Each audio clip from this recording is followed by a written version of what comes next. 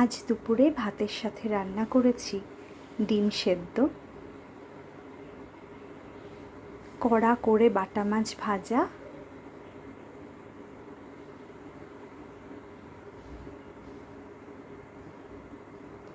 ছোলার ডাল। প্লেনভাবেই ছোলার ডালটা রান্না করেছি, নারকেল দিইনি। লাউ চিংড়ি করেছি ধনেপাতা দিয়ে, আর